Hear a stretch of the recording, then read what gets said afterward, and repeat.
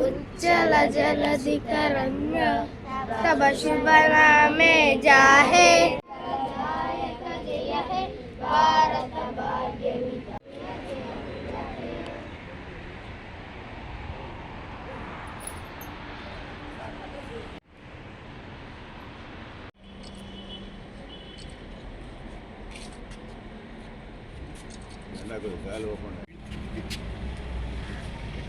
Thank you sir. Good morning అందరికీ.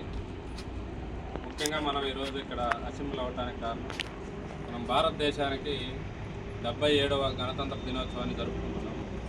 గణతంత్ర దినోత్సవం అనేది 1947లో స్వాతంత్రం ఆగస్టు 15 స్వాతంత్రం వచ్చినప్పటికీ మనల్ని మనం పరిపాలించుకోవటానికి మన దేశ ప్రజలకి హక్కులు కానీ విధులు విధానాలను ఏర్పరచుకోవడానికి అంబేద్కర్ నేతృత్వంలో భారత రాజ్యాంగాన్ని అతిపెద్ద అంటే ప్రపంచంలోనే అతిపెద్ద లిఖిత రాజ్యాంగాన్ని తయారు చేయడానికి పూనుకొని ఆ రాజ్యాంగం కంప్లీట్ అయ్యి దాని అమల్లోకి వచ్చే రోజుని 1950 జనవరి 26ని మనం ప్రతి సంవత్సరం ఆగస్టు 15 ఏ విధంగా జరుపుకుంటామో అంతకన్నా ఎక్కువగా గణతంత్ర దినోత్సవాన్ని కూడా జరుపుకుంటాము.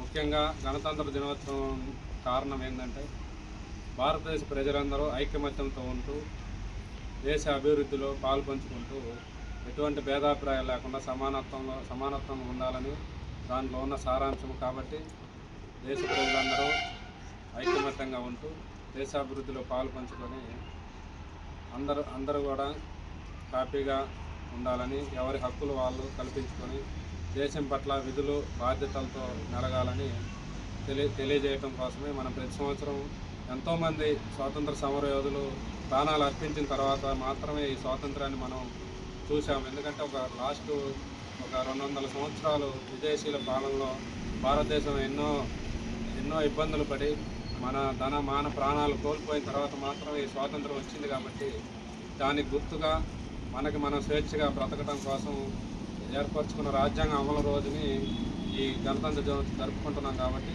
దీనికి బద్దులమై అందరం ఉంటామని దేశ ప్రజలందరూ హ్యాపీగా ఉండాలని కోరుకుంటూ సెలవు తీసుకుంటున్నాం. Thank you.